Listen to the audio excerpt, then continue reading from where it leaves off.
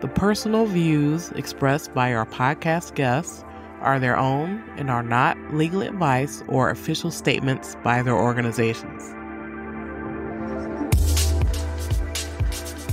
Hello, my name is Debbie Reynolds. They call me the Data Diva. This is the Data Diva Talks Privacy podcast, where we discuss data privacy issues with industry leaders around the world with information that businesses need to know now. I have a very special guest on the show, all the way from the Philippines. We have John Bello, who's a partner at MBS Law Offices. He's also an IAPP 2025 Vanguard of the Year Award winner. You're the Asia NPC Privacy Advocate of 2021 awardee. You're also a speaker and professor and ex-associate general counsel. Well, first of all, we're both smiling ear to ear because this meeting or this podcast has been many years in the making.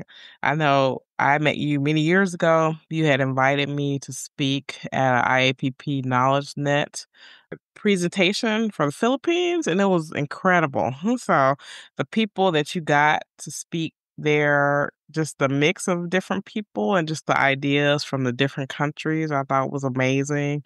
And I think also I spoke at one of your courses, I believe. Yes, I think cybersecurity class. Yes, I spoke at one of your courses, and that was really cool. But I've been trying to get you on the show forever, and we were in DC a couple times. We missed each other, and you got me like the most beautiful scarf. So I'm gonna wear it on one of my videos, and I'll shout you out. It's Thank you for gorgeous. that. And I'm definitely glad to be here, Debbie. Quite an honor and privilege to be finally to be a guest at your podcast. Yeah. Right. So finally. Yeah. Well, first of all, I have to say, and I'm going to let you introduce yourself. When I heard that you won the Vanguard Award of the Year, I was so excited. It's so apt and it's so fits you because you're such a champion for privacy and you really bring people in and you understand the value of understanding just privacy and data protection all over the world, not just in one place. But I'm very interested in Asia. I'm very interested in the Philippines. One of the things I'm very impressed with the Philippines is that your country puts out a lot of good guidance for people around privacy and data protection. And it's kind of like an everyday part of life where they kind of expect that. And so I think the fact that you got that award, I was so happy and so proud of you. Sorry I wasn't able to be there to meet you, but at some point when you fly back to the US, we're gonna get together. I'll try to make my way to Washington to see you. But yeah, why don't you tell me a bit more about you? You're incredible. Yeah, okay. So let's talk about what I actually do or my self-proclaimed mission in privacy. So what I try to do is to connect, right? Connect people as much as I can. And I am a believer in knowledge sharing. And I believe that there's no particular person or particular organization or particular regulator would have a monopoly information, especially in the field of privacy. So what I always want to do is that create opportunities for knowledge sharing. And that is when I try to organize webinars or sessions in whatever capacity, either as an ITP member or as an individual. There is really value in learning from each other. And that's why I try as much as I can to reach out to experts across different jurisdictions because there's always something nice, great, and new that they can offer that can actually be applicable to other jurisdictions because experience is definitely something we should value. And if this particular jurisdiction would have a lot of experience, this type of situation, we would want to learn from them as well. And then yes, and that's that. I'm a fan also of being a lifelong learner, and I try to learn from each other, and I try to bring others along in the ride. So learn from each other. Learn from each other is very important. value that I try to promote everywhere I go, actually. And how did I get in the field of privacy? That's by not really by design or it's really by accident. I used to be part of the BPO industry. I worked with the BPO industry starting in 2007 and I left in 2020. So the BPO industry or the business process outsourcing industry, what it does that you have, let's say, for example, you have a US company that would offshore work abroad, then it's the local BPO company that will get that work done for you, right? So those jobs that won't that like customer service jobs, right? Those are jobs that are not really popular anymore in other countries, or not, or at least it's not the core function of a particular company. They would outsource that to countries like Philippines or India. And that is how the BPO industry became very, very prominent in the Philippines because you have a lot of Fortune 500 companies, right? Outsourcing work to the Philippines. And that's really a big economic contribution to the Philippines because right now, the second top GDP contributor to the Philippines would be the BPO industry next to OFWs or overseas Filipino workers sending remittances to the Philippines. And that's how I got involved in privacy because the BPO industry was the primary industry. It was really pushing for the passage of two laws, the privacy law and the cybersecurity law in 2012. And that is why I had the opportunity as well to get to look at the first drafts of the privacy law before it's actually enacted. And and it was finally for implementation. The It happens to any organization, right? Okay, if there's a new law, there's a new regulation, who will take care of it? So if it's a when they're trying to implement the data privacy law in any organization in the Philippines, it will usually fall either in the bucket of legal, bucket of IT, right? A bucket of or the audit teams. So in my case, my boss said, "Hey John, you're the lawyer. Take over it. Take over the privacy role." And that's how I landed in the privacy space. I'm sure, like any other Filipino at that time, most of them fell into that role. Not really by design, not planned, but really more of a requirement by the office. So there. And so you really took the reins of that, and wow, you're an award winner with IAPP. You're just such a bright light, and I love the way that you bring people together. I think it's really important. One thing that I want your thoughts on, I'm gonna call you an international man of mystery, right? So you understand a lot of what's happening internationally, but the Philippines interests me a lot in data privacy and data protection. I guess I'm very interested in countries that have passed data protection regulation between the time that the EU had their data directive and after their data directive, but before the GDPR. And so Yeah, the Philippines is one of those countries, and so it's been really interesting to exactly. see how you all have done that. But tell us a little bit about the Philippines and what makes it different in terms of, Yes, Mhm. it's really different because I'll tell you why, right? So culturally, the Philippines is very, very different from United States or Europe. Why am I telling that? Most Asian countries like the Philippines were so family centric, right? Being part of a group is very important for the Filipino. That's why if you notice, we love you see so many social events, so many groups, so bonding together. And that's why I'm gonna tell you. I'm gonna backtrack a bit. Way back in the 1960s, there was already a privacy issue being deliberated upon by the Philippine Supreme Court. Okay, about privacy of communications. And they in fact quoted a Filipino writer about the general concept of privacy in the Philippines. Because according to that quote, what is privacy? There's no such thing in the Philippines. In fact, Debbie, there is no translation there's no Filipino translation of the word privacy. Right? There's no Tagalog version of privacy. So way back in the 60s, so it was thought of a more of a Western concept. And that is why fast forward, when the law was passed, people were really struggling about the concept of privacy because again, we're so family centric. Everything's not really quote unquote a secret because everybody knows what's happening. And that's why before the passage of the law on privacy, if you would look at our office IDs, right? When you look at the back of the office ID, you will have a lot of sensitive information there.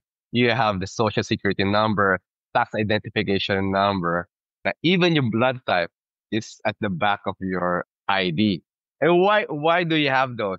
Simply for convenience. If you go to the bank, they would usually ask for identification numbers, right? And they just show the flip side of the ID. And for emergency purposes, right?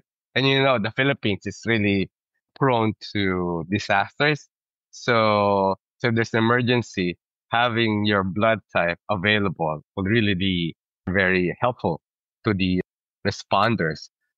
And that's why it was really a struggle for the Philippine or any Filipino organization or any Filipino individual to embrace the concept of privacy immediately after it was passed. It was still sort of an alien concept because of the Filipino culture, which I said, family centric, a lot of openness, and of course the myth there was that I have no secret to hide anyway. That was the prevalent thought process, and that is why you mentioned about the National Privacy Commission. You have to give a shout out to the National Privacy Commission because they're really doing a very good job at educating the Filipinos, not just organizations, but the individuals on the rights to privacy. Why is it important to protect your data? What are the harms that could happen in the event of a breach, right? So, and the focus of the Privacy Commission is that they're managing information upwards, downwards, sideways, right? So everybody would be part of the information awareness campaign. And that's why you see the Privacy Commission very creative in the way they sending information either to social media, right, or through jingles or ads. So they're trying to target everybody, especially the children, and they're also focusing on children because these are the sector that needs real protection. Right? So, and that's why, sadly, somebody told me, John, what else is there to protect for us? Everything's there on the web. We have all been breached. So it's a pessimistic outlook. And I'm telling everyone, we should, yes, understand the situation, right? So everything's out there, but at the very least, let's protect or look after the next generation, the children. Let's ensure, okay, so when our data is compromised, then let's make it our mission and our vision to at the very least protect the data of the next generation. And that's why, again, we need to give a good shout out to National Privacy Commission because it's really doing a very fine job in communicating privacy awareness to everyone, from children and to the senior members of society. I agree. And so for people who don't know what the National Privacy Commission is doing, definitely go on their website, check out the stuff they're doing, sign up for bulletins. They do an incredible job because I feel like in the US, it's like, okay, read 80 pages of a privacy policy and click a box, and all of a sudden you're like educated, right? Where, like you say, like using like jingles and different things, and like every day there'll be something, like even if it's just one little tidbit. And so doing it that way really helps the education. It helps keep it in people's mind without like throwing so much information at them. And so I think I like that approach because it's very human and it talks to the things that people need to know as opposed to being like overly legalistic and so complicated that people can't like understand it. Yeah, and just to add, right? So they're doing it in both English and in Filipino language, right? So that you can have a lot to capture more people in understanding the data privacy. But yeah, but you mentioned about the US, right? But you know what's funny is that and I've always talked about this. The Philippine Constitution is basically framed or patterned after the Constitution of the United States. If you look at the Bill of Rights, they almost identical, right? It's because the Philippines used to be a colony of the United States, right? From 1898 then to the 1940s, right? When the United States finally granted us independence. So the basic government structure and the Constitution is patterned after the United States framework. And why am I saying that? Because the Philippines is actually a mixed bag, right? We have common laws, right, patterned from the United States, but also we follow European traditions on laws, right, like the civil code, which came from Spain, because it also became a colony of Spain for 300 years, right? We have a mixture of European and U.S. influences in terms regulatory frameworks. And that's why going back to the United States, why am I pointing that right? So if we when we talk about privacy, we would look towards the United States and Europe as well, right? In terms of what should we do, what are the frameworks that should be and that's why even before the data privacy law was enacted, certain industries, especially the BPOs, are already familiar with the privacy laws of the United States because they are required as a vendor of US companies in the health industry, the telcos, the financial institutions that outsource business to the Philippines as vendors. They're also, and you know this very well, they're required to comply with the privacy security regulations. Let's say, for example, US healthcare, if they have companies offshoring work here, and that means we're processing the Philippines health data of Americans, then we need to follow the HIPAA rules, right? So those are things have to be applied. And that's why you have a lot of auditors coming to the US, going to the Philippines, doing penetration testings of US BPOs if they're compliant, let's say, with the security standards of the United States, especially in applying to those industry requirements. That's PCI DSS. And that's actually those concepts I learned when I was in the BPO because I joined the BPO 2007. Before that, I was a lawyer in a law firm, right? That was how I got exposed to privacy concepts, industry-based concepts, right? Now I have a legal framework. So like saying the BPOs, right? They're actually complying with U.S. industry laws on U.S. industry regulations on privacy. At the same time, complying as well with Philippine laws on privacy. And also, they also have to be compliant with the GDPR. And so there are certain industries here in the Philippines that are actually trying to comply with all three legal frameworks, especially those in the BPO industry. Well, and that's fascinating. Thank you so much for that background. Now, I know we talked about the Philippines, but I want your thoughts on Asia in general around data protection and privacy. I am sometimes upset that we don't talk enough about about that region where, I feel you're pretty mature in my view on those because those countries do have laws, have had it for a long time. They're very what's the word? I don't know. I don't know the best word to talk about them, but when I've read laws like in Japan and different things, I'm like, okay, well, that's interesting. I like the way that they're thinking about it. So for people who are very thinking about, US versus EU, we talk a lot about that. What is it that people need to know or understand when they're thinking about data protection or privacy in Asia? Very good question. Okay. So what we've encountered so far, right, especially when helping clients from either US or Europe, for example. There's an expectation that, okay, since we're already GDPR compliant, therefore it should also be compliant in the Philippines or in any other country in the Asia region. And that's really problematic because yes, the GDPR is really the gold standard for data protection most especially in Asia.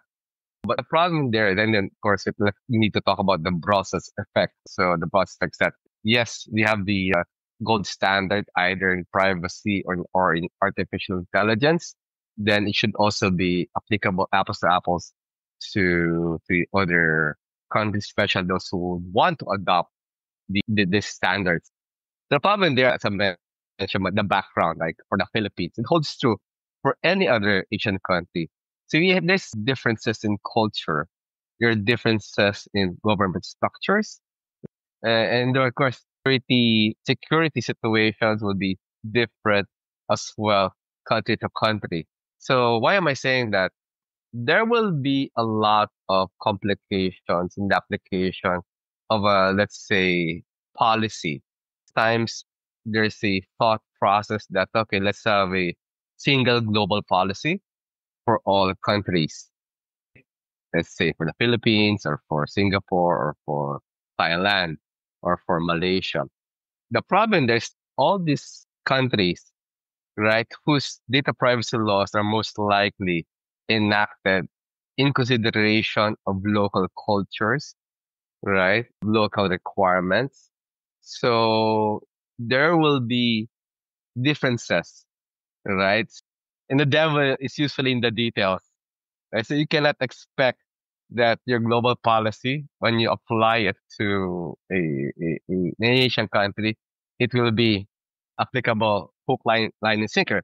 And there will be, and I've seen some policies that are not really matching the requirements of the Data Privacy Act. For example, in the Philippines, you are required to have a privacy manual, right? Not just a privacy policy, but you have a privacy manual. That privacy concept of having a privacy manual is something which many companies do not have. They have, right? They have policies on IP, they have policies on privacy, but they don't have a privacy manual. So privacy manual is really not just a collection of privacy policies, or security policies. It's also would lay down the governance principles being implemented by particular company, right? They've seen many questions from clients. John, what is a privacy manual? So why is the NPC asking for a privacy manual? We have privacy policies already, so is that sufficient? Yeah, I know where you're coming from, but there are some things that are quite unique to the Philippines, right? Which we need to address as well. Data protection officers, right? In the Philippines, a data protection officer has to be registered to the National Privacy Commission. If, let's say, for example, you have an organization that's 250 employees or is processing sensitive data of 1,000 individuals. In other countries, there's really no strict requirement on the registration of the DPO, but the Philippines it's a requirement. And according to the NPC, a DPO has to be an organic employee, right? In other countries, you're allowed to have external DPOs, right? DPO vendors.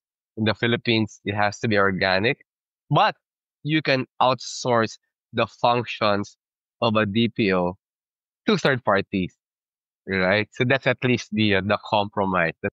But still, that outsourced vendor or the one providing a DPO functions, right? They have to be reporting directly to the DPO. Why? because in the NPC, under the Data Privacy Act, one of the principles is accountability. So one way to demonstrate accountability is having DPO as part of an organization. And that's again one of the unique things about the Philippines, and that's why and to emphasize the point, right? You have to consider the other countries would also have the same types of nuances. And let's talk about quickly about artificial intelligence law in Japan. Yeah. It's a soft law. There are no penalties, right, for prohibited acts at the very least, but there's more room for innovation. I think the Japan law incentivizes, for now, I suppose, innovation. So there's not really penalties, right, to be imposed under that law. Unlike, of course, in the EUA Act, right, there are specific prohibited activities. And now in the Philippines, there is still no law on AI, but it's actually a top priority of the government to pass a AI law. And what we've seen so far, I think one of the prominent features of the AI regulation that we are seeing is that there's a requirement for registration of high risk AI systems. There's a lot of obligations on the part of an AI developer and a deployer as well. It also addresses the proliferation of deep fakes, misinformation, and disinformation caused by artificial intelligence. Since, for example, in the proposed law that I've seen, if the developer already sees that the AI would do harm, it must be able to have mechanisms in place to completely shut down the system. So yeah, in that sense, it's really, for me, it's a good law, but it still doesn't have, it's not, I think, as the way it's different from the EU AI Act is that it doesn't have an enumeration, right, or a listing of prohibited acts or activities using emotion recognition technologies in the workplace, especially if it's going to be used for assessing a person's performance, productivity. I think that is a prohibited use of AI in the EU. In the Philippines right now, there is no equivalent prohibition under the proposed regulations I've seen. And what's funny about situation is that let's go back to the nuances, right, or the similar. Now we talk about similarities between Europe and the Philippines. The Philippines is a strong adherent of human rights. So same holds true for Europe. In fact, the Philippines is a signatory of the United Declaration of Human Rights. In fact, the Data Privacy Act, uh, when you talk about it, you cannot separate it from the human right to privacy. So it's why, unlike in the United States, most likely when we talk about privacy, you would tend to veer away from saying privacy human right. You're more going to say privacy is a human value, right? So I think that's a more acceptable term for other countries that are not, but in the Philippines, privacy is a human right. So okay, so going back to the situation of the EU AI Act, right? So if it's prohibited in Europe, the emotion recognition technology, right? Assessing whether or not, okay, you're sad or you're angry, will affect your productivity, what is your score later on. I'm going to evaluate you based on your emotions, right? So if it's prohibited in Europe and in the Philippines, why is it not prohibited, right? So what's the difference? Should it be prohibited as well? It's prohibited there because they're saying that the technology is based on pseudoscience or science that have inherent issues, right? So prohibited there. Why is it not prohibited in the Philippines as well? So on that note, that is something that our regulators need to look into as well. Because if you apply that technology in the Philippines now, it is acceptable. As long as if you apply the data privacy principles, well, if there's transparency, if there's consent, right, legitimate interest, then the technology will be allowed in the Philippines, especially of the consent of the individual. But what's nice about the European model, you remove the consent, right, in the situation because the European model, it recognizes the power imbalance between the employee and the employer. If I'm wrong, right? If you want to be an employee at a particular company, you're going to sign up on everything, right? Even the Right. consent forms allowing because you want to be hired, you want to get the paycheck at the end of the day. Who Right. cares about that, right? And I need money to feed my children. So especially the Philippines, right? Especially the Philippines. So I think on that score, our regulators need to look into those things, take it outside of the concept of consent, remove it because it's time that you also need to protect directly the individual. Sometimes the regulators need to use its influence, right, for better protection of what they did. Do not leave it up to the company or to the individual to decide it among themselves because there are certain situations I think we need to protect the individual as well and remove that voluntariness because at the end of the day, it's not really voluntary, especially in the workplace and the Hmm. power balance, right, between the employer and the employee. That's so true. Right. It's funny that you mentioned that about the imbalance between the employee and the employer in the US. As you know, the CCPA in California, they have given employees rights around their data, and the other states are just going bonkers. Like, they're so upset about this, right? Because typically, if you're an employee, you have no rights to privacy or anything like that. And so a lot of companies in other states are concerned. Actually, I have clients where, they have employees in California, so you need a separate policy for them, and the other people are like, well, why can't I have those rights? I'm in Arkansas. So I agree with what you're talking about, the power imbalance. And you do really want to target the human, regardless of what their station in life is at that point, right? Like, say your grandma, she may not be an employee, but she needs protection, or your kid may not be an employee, but they need protection. So I like the way that you're thinking of that. Yeah. Okay. So going back to these employees are, correct me if I'm wrong, they are at will employees in the Correct. United States. Yes, terrible. Yeah, because when I was in the BPO in the BPO, it's an American company headquartered in the Orange County. So we always have conversations about employment, and then again, right? So, John, why is it so difficult to let go of people in the Philippines, right? But because unlike in the United States, in the Philippines, that you really have to go through a rigid standard of termination process before you can terminate an employee. You have to go through a lot of requirements, due process, and all that.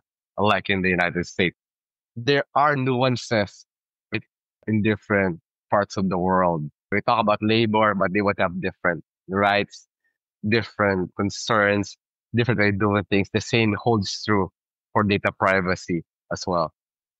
Perfect. Oh, this is amazing. What's happening in the world right now that's concerning you most around privacy or data protection? Like something that you see that's emerging that you're like, oh, wow, I'm kind of concerned about how this is going. Everyone's concerned about this, right?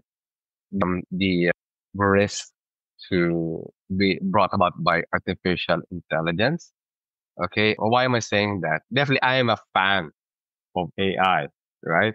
And there's this, I think, Harvard professor who said that AI will not replace humans, right? But humans equipped with AI will outperform humans who do not use AI. So it is something that we really need to embrace right now, either as individuals, either as employees, right? Either as an organization as a whole. we have to embrace now artificial intelligence as part of life, right? It's been there for a long time. It's just now that the technology is more superior, and that's why you have all this artificial intelligence that are really more making you productive or really helpful in so many ways. Of course, generative AI, right? But we need to caution a lot of people in the use of artificial intelligence. They're talking about AI literacy, right? It's very important to know about AI literacy. But I said we have not even mastered privacy literacy, and they're going to go to the next level of talking about AI literacy. Let's master first the privacy literacy, but we have no choice but to have to jump into the world of AI because it's really on our in our face right now. And what we need to do is to educate everyone. Again, right? If we're talking educate everyone, privacy have to educate everyone in the use of artificial intelligence. Because there are so many studies showing that when you use generative AI, it hallucinates, right? It could give you the wrong information, or could even some studies would say. I think there are really classic examples out there. If you engage AI in such a way that it might even encourage a person to commit suicide, right? Because of the exchange of prompts, it depends on the way you feed the AI, right? Then there are some cases that it might lead some people to promote to encourage suicidal tendencies as well, right? In fact, there's this case we studied in my class about this person, right, in AI when they're conversing with each other. It came to a point that the AI was encouraging that person is living in a matrix, the world of matrix, and that everything is not true, right? You have to wake up. And also, it went to a situation when the AI told the person that if you believe you can fly, then you won't fall, right? So because again, they're in the matrix construct. But there are a lot of dangers as well. There are a lot of benefits. There are a lot of dangers as well. Again, in the Philippines, for example, right, we don't have a law on AI. Nothing to regulate it. So we have to rely on policies that we have. But the policies out there are still, what policy are you going to adopt? There are many policies out there, right? But its adoption will be voluntary, right? And right now, if you don't have policies, what do? You have to rely on ethics. Okay, so there are a lot of problem areas as well. So going back to situation, we need to raise awareness more now more than ever if we raise awareness of privacy, cybersecurity, because AI tends to amplify things either positively or negatively, right? So we have a lot of things to do. I'm really concerned about AI. Again, I like AI. There's so many benefits, but we also need to address the risks and challenges to the use of artificial AI. And then I don't want to mouth off what's already been said by so many people. There still has to be human oversight at the end of the day, right? Either when I talk about human oversight, meaning you as an individual, that you have to do not necessarily trust what you see, what you get. And you know this very well as an expert. Yeah, trust but verify, right? And Totally. that's one thing that we need. That basic, simple, that's very simple concept, necessary more than ever to the people who use AI. We cannot rely on it. We can probably depend on it, but do not rely on it for the truth, right? Because it's not really the source of truth. Because the way they they get respond is based on probabilities, right? That they're saying the truth. So what if Right. the probabilities out there based on false assumptions? Then you will create a response that could possibly be wrong because the information is based on false assumptions. So, for example, classic case, right? In the Philippines, at the very least, my opinion, biometric data is not sensitive personal information. Right? It's not. Why is it not sensitive? Because it's not in the list of sensitive data according to the law. Because in the Data Privacy Act, you have a classification of personal information and what will be considered as sensitive personal information. This will be government identifiers, health data, race, ethnicity, age, right? But it doesn't include biometric data as part of the listing, right? So when I was doing research on AI, I was playing around with AI at the time, right, to see how it responds to certain things. It gave to me an information saying that biometric data is sensitive personal information in the Philippines. So I told the chatbot, no, sensitive personal information is not, biometric data rather, is not sensitive in the Philippines. So it responded, you are wrong, right? So the chatbot, you are wrong. And it replied, okay, so it challenged challenged me, but anyway. So then my next response was, and it's all documented. If biometric data is sensitive under the Data Privacy Act, why is there a proposal in Congress to amend the law to include biometric data? So the next response was this. You are right. There's a proposal. Okay. So it's not sensitive personal information. Yeah. But okay. So why did it come up with the idea that biometric data is sensitive personal information in the Philippines? Because when it when it crawls through the web and gets information, it saw a lot of websites in the Philippines, which includes biometric data in the list of sensitive personal information data. So because of there's so many websites out there, right? So it got information based on probabilities. If there's so many websites, they're saying it is sensitive personal information, it must be sensitive personal information. In fact, it's not. And that's why they have an amendment in Congress to include biometric data as part of the Data Privacy Act. And that's why, as we mentioned earlier, with AI, we have to trust and verify what you get. That is a hilarious example. And I tell people, especially around privacy and laws and stuff, like, do not trust the chatbot with that because, especially, they're terrible at laws, 'cause especially in the US, we have a lot of laws that, because it's so hard to pass laws, a lot of times you have jurisdictions that are amending laws, so they don't understand the amendment part of it, right? So they'll give you wrong information because they don't know like the status There you go. of what it is. So There when you you go. talked about that they were proposing, that just falls right in line with what my experience has been. I'm like arguing with the chatbot too, like, no, you're totally wrong. This is right. So that's Yeah, it was hilarious. really funny. I was really laughing at the time. I was really laughing because why am I engaged in conversation with the chat, but becoming too personal for me? Yeah, right. It's Oh my hilarious, goodness. right? Well, But then again, right? We need to utilize the power of AI. It really does offer a lot of solutions. mhm, We cannot shun artificial intelligence. We have to embrace it, right? But we need yeah, again to put the often used for like guardrails, right? yeah, So yeah.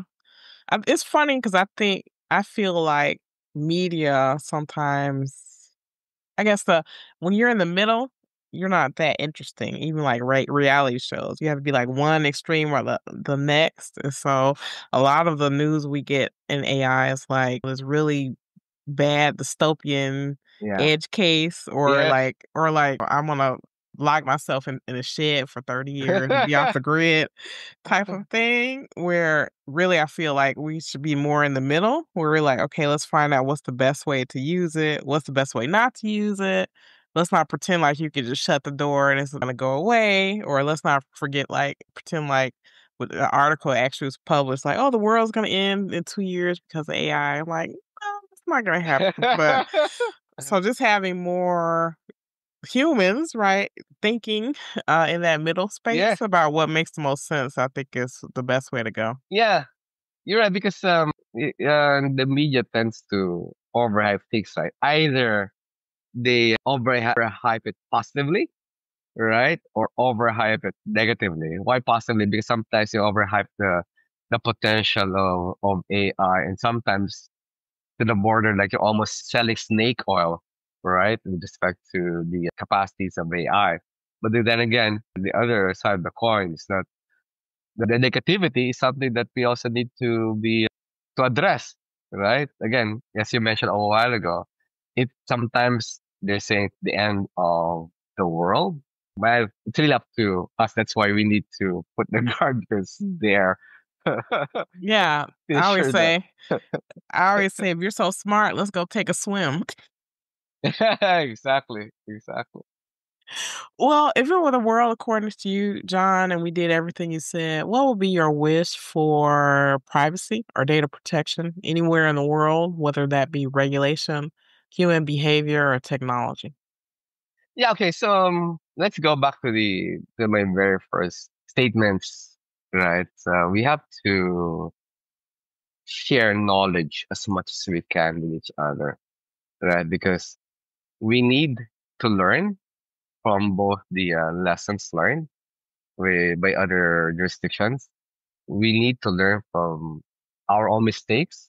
We need to share those mistakes with other people, other jurisdictions, other organizations, so they won't make the same mistakes. Let's not be too hung up with confidentiality, right? You should be hung up on that, right? Especially, there are many ways to share knowledge without necessarily compromising some sensitive information. We need to share as much as we can, right? This the only way for us to move farther ahead than the challenges. I say cybersecurity. The bad actors are so great, right? In knowledge sharing, right? They're so great. Okay, oh, this is and they share knowledge very open, very public, right? Very public. So we saw this vulnerability, or we have this new method of attack, new attack vector, and they're so not shy about sharing information. If we learn of something whether affects privacy, whether affects security, or the use of artificial intelligence, we should also be able to share knowledge as much as we can. This is the only way for us ahead, to be ahead of the curve, right? Otherwise, we will be falling behind, right? So, in terms of data privacy in the world view, we have to put world privacy as a coordinated effort, right? And my wish, for example, data privacy was especially is that we should find a way to be able to have a common mechanism to enforce regulations, right? For example, if you're in the Philippines, how can, or Thailand or Malaysia, what if the organization is located outside of the country? What is the enforcement mechanism, especially don't have a binding agreement between this Asian country and the organization, which is located offshore, right? So we need to have because even if we, let's say, for example, we say, okay, our laws apply to you guys, right? And that's on paper. I think what we need to understand, what is the mechanism to enforce that law across jurisdictions as well. I think that's what we need in data privacy. In cybersecurity, I think we're better off because we have treaties, right? You have those treaties of cybercrime, and you're a signatory. And then as long as you have a similar, if it's a crime in your country, in a crime under another country, then you can extradite a person, right? So there's at least a mechanism in the field, in the world of cybersecurity on how to enforce or regulations against cybercrime. I don't think the same holds true in the world of data privacy, right? I think that's something that I like to which is right. Number one, knowledge sharing is Mhm. key, and second, an enforcement mechanism that we can really rely on, right, on a country to country basis. So there. Those are big wishes. I love those. I love those. Right. And I agree We with can that. we can always wish. We can always dream. Totally. We totally can. We totally can. Dreaming is free, but we let's just hope that it materializes, right? That's so true. Oh my gosh. Well, thank you so much. I'm so excited. I'm Thank so you for happy having me, Debbie. to have you on the show. And yeah, I'm sure we'll be able to talk soon and collaborate some more. But it's fantastic. And I'm so happy we were able to meet here online again. And hopefully My next time we pleasure, meet in the future in person. Yes, finally. All right. Talk to you soon. Thank you so much. Thank you, Debbie. All right. Bye bye.